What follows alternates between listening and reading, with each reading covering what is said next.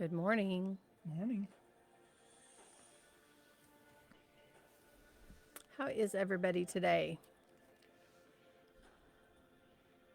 Let us know if you can hear us okay. We're going to wait for some people to log on this morning. It's another beautiful day. It is gorgeous outside. Might get a little warm later, but It's all good. yep. Just got some prophetic music going in the background. Sounds of Intercession, Warfare Instrumental. I like this one. Seasons of Great Warfare call for getting a lot of those spiritual tools out of your arsenal and putting them into action. Yes. Yep. Yep. So, anyway, we're so glad you guys are here this morning. Got a little bit new sound equipment, new camera equipment, new studio setting here. It's not quite finished yet, but hopefully we won't yell because this thing's super sensitive. So, Yeah. I'll try to keep it down. yeah, Jamie gets excited, and gets loud. So, Might scream in your ears a little bit, but hopefully not. yeah. What a week we've had. I'm telling you, Couple of weeks. couple of weeks. I don't think I've been on since No, the beginning of last month. no, you haven't. Like I said, let's just let this play a little bit. Let someone else get on here with us. Can't remember, how do you make the screen go bigger? Yeah. No. Nope. I just cannot hardly see. So anyway, we'll leave it just like this. This is fine. We'll just leave that playing in the background. If it's too loud, let us know. So yeah, sorry we missed you guys last week. We had another trip we took down to Texas, and just kind of our little goodbye, some private moments with Jamie and I and Pops, and honoring him. And he was a great man, and he's a man that he loved his family so much. He loved his son very much, and yeah. So we just, we want to take this moment to just again honor what a wonderful man he was, and we miss him terribly. And as the days keep rolling on, the reality keeps setting in that we can't pick up the phone and talk to him. We can't text him. We can't send him funny memes. We can't. Yeah. That's the hard part. We had such a good rapport, and he had such a great, unique sense of humor, and Jamie and him are very much alike in that area. So Definitely had a sense of humor. yeah, you had a sense of humor. So anyway, sorry if I keep bumping the microphone. But anyway, while we were down there this week, hi, and we have inherited, Pop's dog is with us now, Harley. Harley is 14 years old. She looks like a miniature German Shepherd. So she's like right here below my feet right now, nudging me. She's like, "What's going on, people?" She's adapted really well. She's starting to play again, and she's eating well. And we were really worried about her at first with her being 14 years old, how she was going to adapt to being away from Pops. And she's still, I notice when I hear a diesel truck come through the neighborhood, she still perks up thinking, It might be him. hey, it might be him. Yeah. So anyway, just it's been a hard transition for all of us. So and as we enter this new season without him, we will continue to honor his legacy. And he raised a good man here. He raised a really good, strong, sound, ethical man here. And I'm very blessed, and I know he wouldn't be the man that he is today if it was not for the good, strong qualities that Lance raised him with, and that wonderful ethics system that he instilled in him. And so we're just I'm very blessed to have had both of them in my life. I'm blessed to still have this man, because this is Lance's legacy sitting here with me, and I'm very proud to call him my husband and a really strong man of God. So as we go through these next few months and in this new season, just continue to lift our family up. Keep us in prayer. There's still a few battles going on, but you know, at the end of the day, we have each other and we're blessed. Yep. And anyway, so today we kind of want to go into some things that happened while we were on our trip. Yep. Um, I mean, Jamie and I have not, as soon as we got the news about Pops, we went into task mode. And when you go into task mode, you shut off, you put things in boxes in your mind that you'll deal with later. And that's very much where we have been. And the biggest box I think that we have created through this whole thing is the grieving process of Pops and the magnitude of losing him and what all that means. So, Jamie and I had gone back down by ourselves just to, to clean some things up in the house, to pack some things, to, try to get some things in order. And the grieving started just like coming down on us. It really started setting heavily on us. And so we had decided, go ahead and tell everybody what we had decided to do about going over to Kerrville. Well, we were back and forth. Dad had a restaurant that he always took us to. Every time we were down there, we would take a run over to Kerrville, which was about 35 minutes away. And we would go to this restaurant. It was a Mexican restaurant called Mamacita's. For those around this area, similar to Ted's Escondido, where they have the machine that makes the flour tortillas right there, so you get them fresh. And so that was always a big thing for me. I always loved going over there and getting the fresh tortillas. I thought those were pretty fantastic. And Pops love their food. Yeah, Pops loved their food. He went over there all the time, actually. And when Carol was alive, I mean, that was our go-to. Like if they were going on a motorcycle run or a car show or anything in that general direction, that was the meeting place for their group and their people. Was it Mamacita's? And so we contemplated. We were like, well, last time we were down and with him, we went to Mamacita's and we contemplated just going ahead and making that the last memory. And then we decided, and it's like, no, let's go one more time. Let's make one more trip over. And so we did. And we noticed something in the lobby that we noticed something in the lobby that we didn't normally notice. I don't know how long it's been there or what, if we paid that much attention to it, but it really drew our eye. And it was a couple bronze statues. One was Jesus standing on the shore, holding a fishing net, and it symbolized the recruiting of his fishers of men. Mm-hmm. And it had a giant Star of David that he was standing on, and each point represented something. And then there was another one that was, at first I thought it was David, because it was just the upper torso holding a sword and a shofar.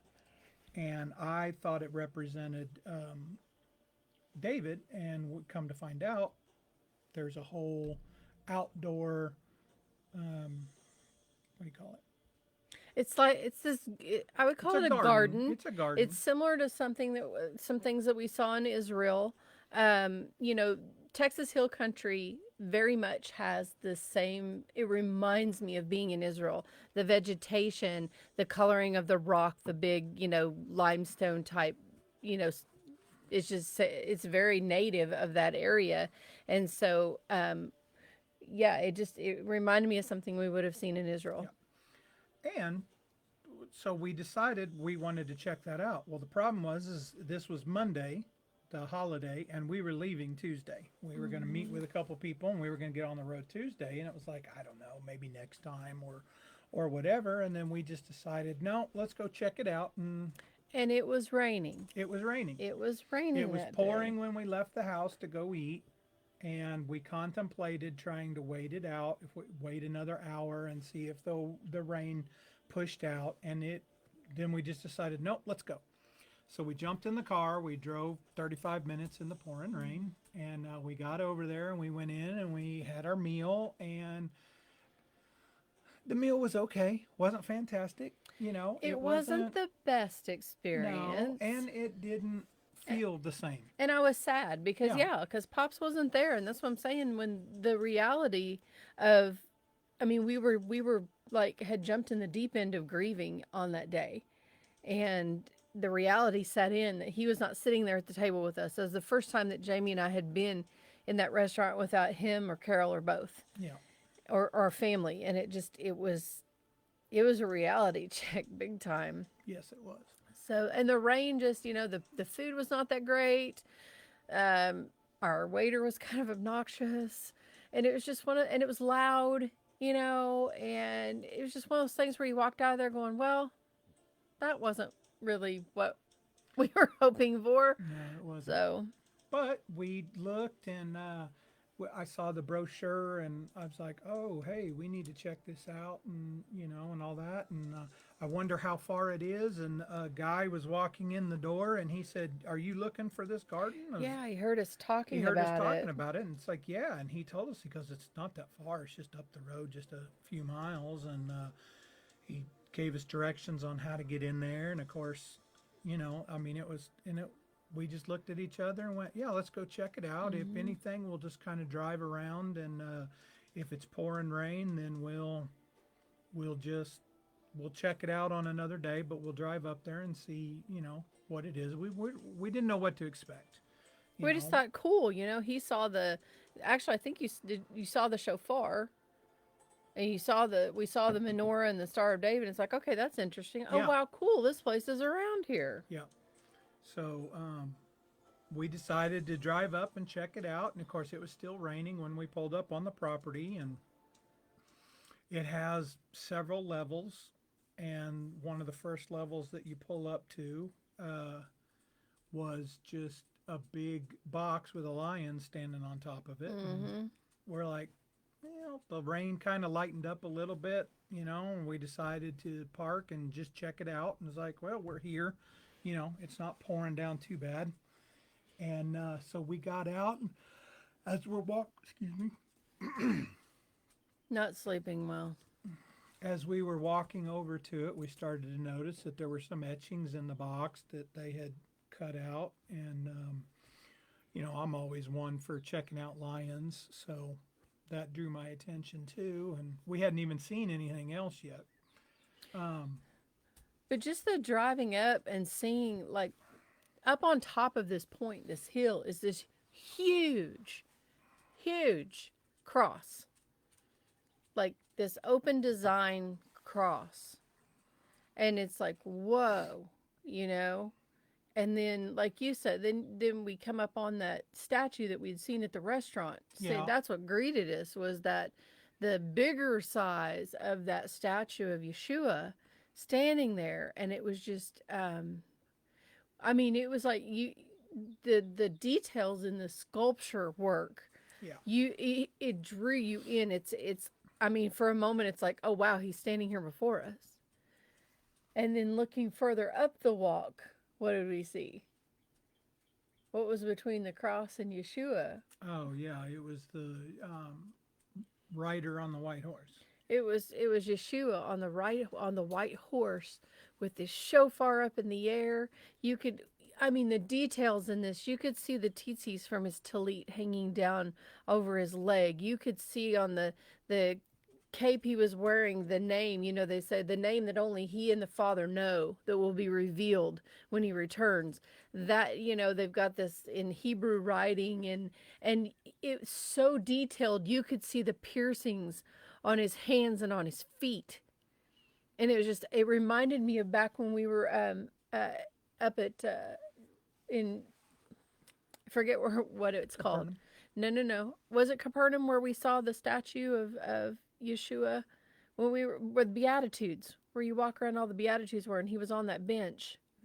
Was that No, that was that was Capernaum. Capernaum? That was Okay, where Capernaum, the entrance Yeshua to was on the Capernaum. the bench, and it looked like a homeless guy laying on the bench, but then where the blanket is pulled back up from his feet and his hands, you could see the piercings.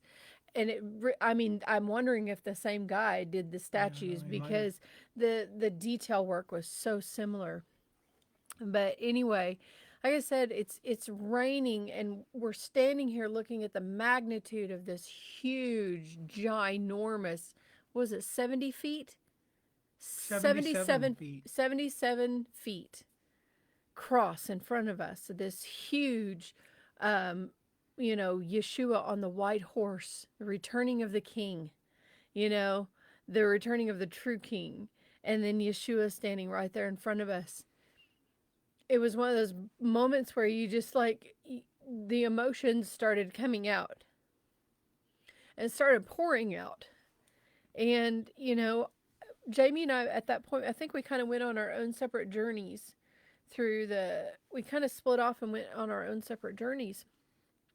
And um, as you're walking, I think you were saying, as you're looking down, there's all of these scriptures carved in these stones along the path as you walk through this garden. It's the promises of the Word of God. It was His promises in writing right there beneath your feet for you to walk. As you're walking around this garden, and you just like we could just feel the presence of the Holy Spirit consuming us, Yeah. as trying to comfort us as we were processing our grief. And probably for the first 20 minutes, we had the place to ourselves because, like Oh I said, it yeah, was still raining. It nobody was wasn't going to pouring get on out us. and rain, No. but it was a gentle rain, but it was enough to get you pretty wet. But yeah, it was just one of those moments. It's like, okay, like I can't contain my grief anymore. I can't hold back my tears anymore. I was in a place where I felt like it was time to release some emotions. And, there's some things that are going on that we're not going to talk about or give glory to. But you're just in that moment where you feel a little bit of abandonment, and it's like, do you see us, God? Do you hear our cries? Do you hear our prayers? Where are you? Kind of a moment. And I mean, I'm having this pity party with the Lord, and as my grief is spilling out and running down my face. And I go to the right. I think you went straight ahead to the cross at that point. Hmm. And I went around to the right.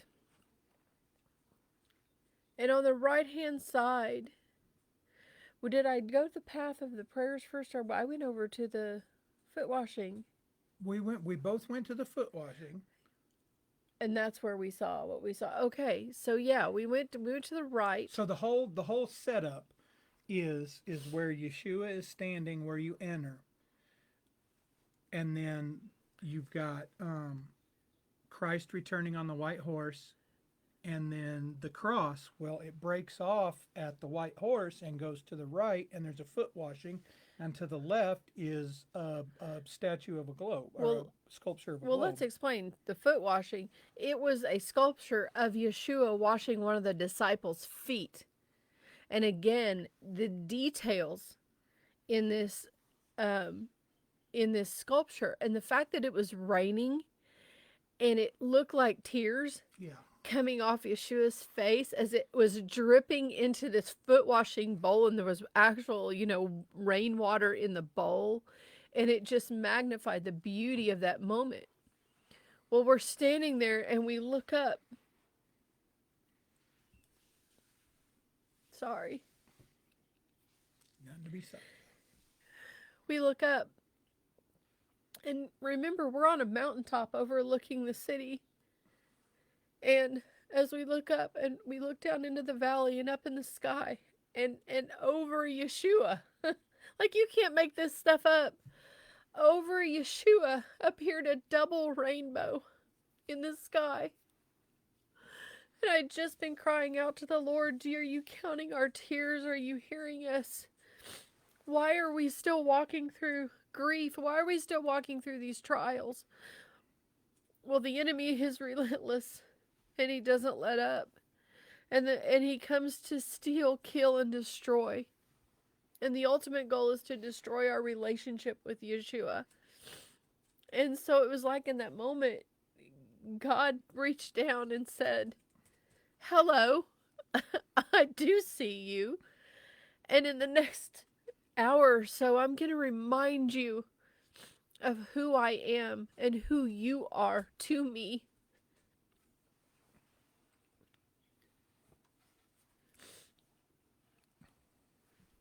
It was the most precious moment, seeing not just one rainbow, but two. And it wasn't just a partial rainbow. You could see both sides all the way across of these two rainbows.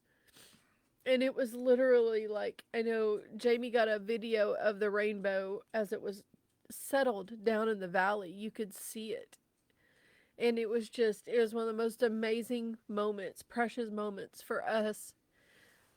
And it was God, we walked through the rain. We're enduring the rain. We're enduring the storm. Had we avoided the storm, we would have missed the promise. Had we waited the hour before we left to go to the restaurant, had we decided to do it at another time when it wasn't raining, it was just all of these steps of God prompting us to no, go ahead, come on, I have something for you that you don't realize that it's like, I mean, why would you choose that if you could wait an hour?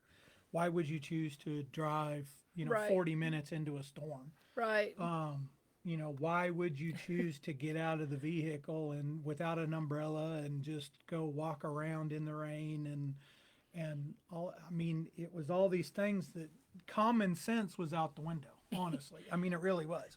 Yeah. Common sense was out the window on our decisions of that afternoon. But and I was talking about us feeling the presence of the Holy Spirit in that moment. That's that tugging on your heartstrings, that tugging at your spirit. God so desperately wanted to commune with us because he knew the storm we were walking through, but it wasn't just about that storm. It's about, there's other storms to come, and we know this, and he's letting us know that he's walking through these things with us. And so we stood there like I'm weeping watching this rainbow and praising God and singing. I mean, like he said, at that point we were the only ones, and of course after all that and after the rainbow disappeared, here comes people. Like people just started showing up, but it was like God reserved that moment in time just for Jamie and I. And what a gift he gave us. And so as we kind of parted again at that point, Jamie went his direction, I went my direction. We started walking down these paths, and I realized that on either side of the path were all like hundreds and hundreds and hundreds of stones. This place had created a prayer garden where you could go get a stone and you could decorate it. You could write your prayers. You could write remembrances. You could write praise. Whatever. But it was all these, I would say thousands, not hundreds. I would say thousands. Absolutely. Thousands of prayers written on these stones that were on either side of the path from us. And as we walked through the whole garden, those paths continued through the whole garden. And so God had me step away from my own grief to realize how many hurting people there are in the world that in that same place that, that they had taken a moment to reach out and vocalize their prayer or write their prayer out and leave it in that garden. And so what God had me do in that moment, I don't even know what he was doing. He was off doing his thing. What God had me do is I would find these stones that he would lead me to, and I would lay hands on these stones, and I would pray over these people. I would intercede for these people. And I was so consumed in the spiritual intercession, that deep prayer, that I didn't realize by then the garden had filled up. And I didn't care. I mean, God had me touching these stones and praying over these people, going to the Lord, on behalf of these people. And I think too many times that we get so inner focused that we forget. Well, that was twofold though for me in seeing that number of prayers. Number one, it impacted me as far as how many people out there are hurting, their reality, the things that they're consumed with, the things in their life that that's their giants that they're facing, that they had to put a stone and kill the giant with their prayer on that stone and leave it in that garden before the Lord, that there were that many people. That was the first part. The second part is that there were thousands of people that knew to go to the Lord Yeah. with their hurts and literally lay those stones around and at the foot of that cross and understanding the promise of God. And so, Pastor JB, I want you to, he took a ton of pictures. What were you doing in that moment? Because I know we later kind of reconvened. I was taking pictures. Lots of pictures. So we'll post them up on the page. Like, I made a joke that, we keep walking and we're going to read the whole entire Bible, but there were a lot of Bible verses. And what was really cool is, given the area of where we were at, each one of the Bible verses was in 3 different languages. It was in English in the middle, it was in German on the left, and it was in Spanish on the right, because there is a high concentration of a Mexican population being that close to the border. Of course, the English, and then there's also a huge German community down there around that area. Huge. A lot of Germans settled in that area, when they came to America, and they're still there, and German is still spoken, and it is still celebrated. And, the culture is very, very thick with Germans down there. So And I thought that was cool. So every time there was a scripture, it was written in 3 different languages. And placed in stone on the walking path. And what was cool is the walking path actually forms a cross. With the way everything is laid out with the cement and the stones and the sculptures. Then there's other walking paths that have the prayer stones that go all the way around the garden. And then he planted a bunch of trees and stuff. So yeah, the landscape is very similar to what we saw in Israel, except it was olive trees versus cedar trees and maple trees and things like that. But it's not the tall vegetation; it's the shorter vegetation, which is what you see in Israel. Which is what you see in Israel. You don't see a lot of the tall The stuff. cedars of Lebanon is what I think of when I'm down there, because there's cedars everywhere. What was really cool too, I just thought of this, is that, the Yeshua on the white horse is surrounded by this huge pool of water. And it talks about the water baptism on these stones carved all the way around it and stuff. We didn't see evidence of it, but I'm wondering if that was created to be a baptismal. I'm wondering if people have actually been baptized in there. I wouldn't doubt it. I wouldn't know. The only thing they say is you can't have a wedding there. Yeah. It was free, and it stayed open from like 6 a.m. to midnight. Yeah. I mean, it's beautiful. So if you're ever in the Fredericksburg, Kerrville area, I highly recommend taking the detour. In all of our travels where we've been all these places, Jamie and I are the ones that stop along those roadside markers and we read them. We take time to notice them. That's how we found some really funny things on the way home, was stopping at roadside markers and reading them. We call them freakations. It's our history. It's really, there's so many cool things out there.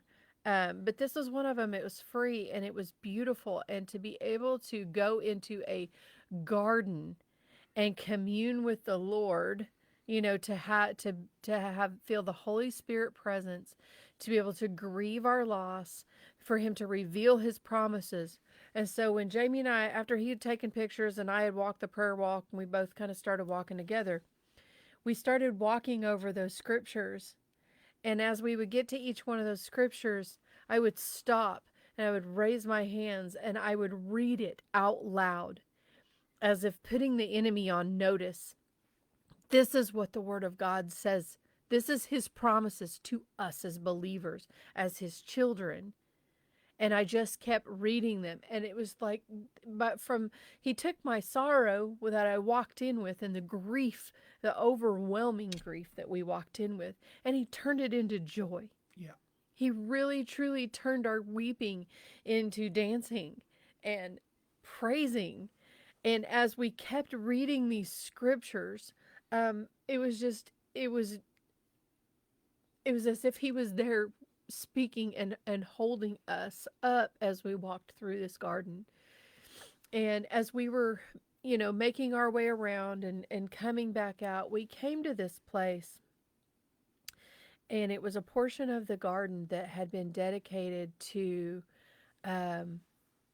lost children, as far as children who had either been aborted or miscarried or had suffered an early death. So this whole portion of this garden, and it was called Hope. And I look over, and there's another one of those really cool detailed statues sitting there. And it was Yeshua sitting with a mother. And the mother had lost her child. Well, Yeshua was holding the baby. And a very dear friend came to mind immediately. I said, Jamie, you've got to take a picture of that because I have to send this to her. And I just started praying for her and for her heart. And I sent those pictures to her, what we were seeing. And it's like, I hope and pray that this brings comfort to you. That you can get an image of the Lord holding your child and taking care of your child until you're reunited in heaven with that child again. And that's the beauty of being grafted in to the family of Yeshua.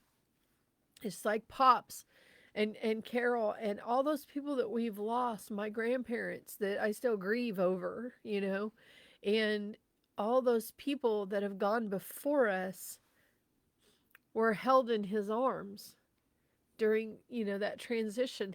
They were welcomed by Christ. And to be able to see that visual and have that brings so much comfort, and to know he is caring for our loved ones until we're reunited with them again. And then, The whole experience, like I said, it was one of those moments where we were allowed. It was one of those, not we were allowed. Well, it was a safe space for us to grieve. Right. And it turned into, we started out grieving for our loss, but turned into this whole, then we were celebrating and we were mourning at the same time. Yeah. Our losses and everybody else's too. Right. It wasn't just about us in that moment. We're not a unique situation by any means, but what I believe what God showed me anyway is that it was a crossroads. It really was a crossroads for us. Kind of like all the giants that we've faced throughout our life together.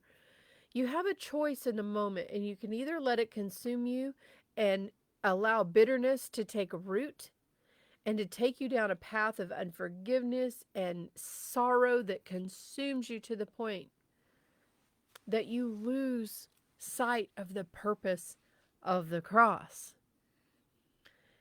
And so God led us by the hand, and pretty soon I picture him behind us laughing as we were proceeding forward in our joy, applauding us and cheering us on.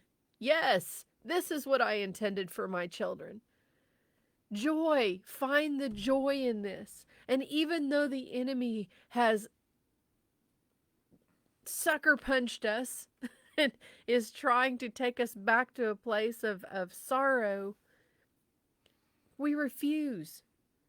We made a choice that at that crossroads, we refuse. We choose to walk in forgiveness. We choose joy.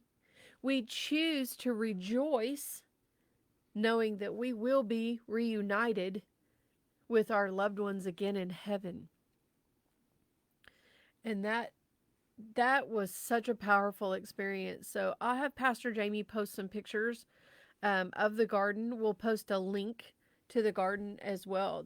What's it called? The King's Return or the King's Cross, or I don't know. It's something we always keep forgetting the name of it. But anyway, it was just beautiful.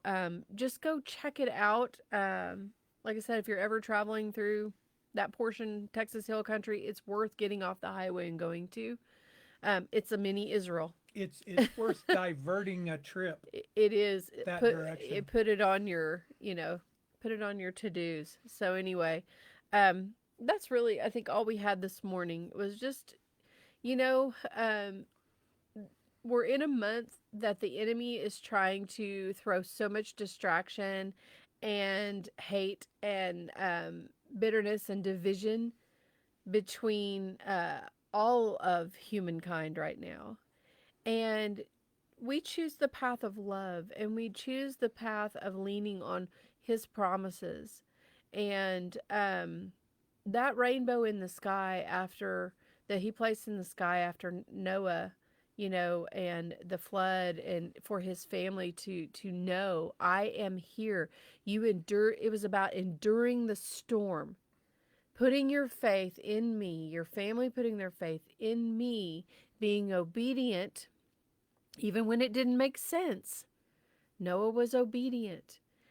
And then to put that in the sky as a promise that he is with us, he sees us, he will restore to us the joy of our salvation. He'll restore to us. He promises. He promises. And sometimes you have to be in the storm to see the beauty that comes after the storm. That's true.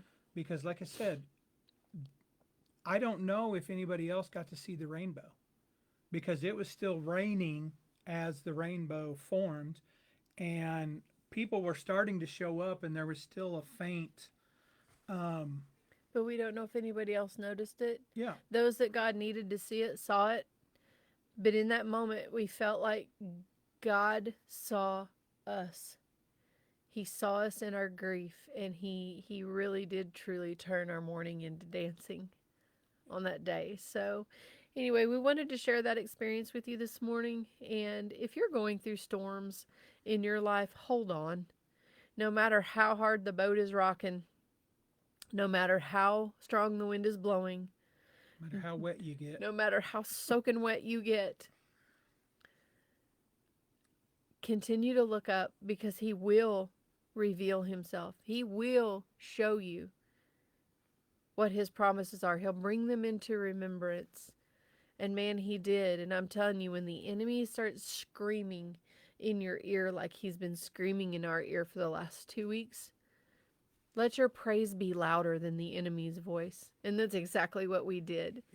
And we stomped the head of the enemy that day by decreeing and standing on and speaking out loud every single one of those promises as we walked around that garden. And the enemy knows that we know the outcome of this story. We know what that rainbow means. We know exactly what that meant. And so we just wanted to share that with you and encourage you that if you're walking through something, hold on, and don't ever let the enemy make you feel like you're alone in anything that you're walking through. So, anything else you want to say, Pastor Jamie? No, I'll post some pictures. I got to go to work, back to work today. So, but I will definitely post some of the pictures on there. Some of the pictures we're going to keep for ourselves, but Yeah. we'll post some of them. Yeah, but anyway, thank you all so much for joining us today. Share this video with somebody that you know is walking through a storm that just needs encouragement. God is there. Anyone can call on the name of the Lord. He is there for everyone. No matter how far you are lost in your sin, no matter how far you are buried from your grief or your shame, he's there. He is right there waiting for you to look up and see that promise that he has for every single person, every single child that is made in his image. So, all right, we'll let you guys go for the day, but thank you for joining us, Yes, thank you. and we love you all, and we'll see you next week. Bye. Bye.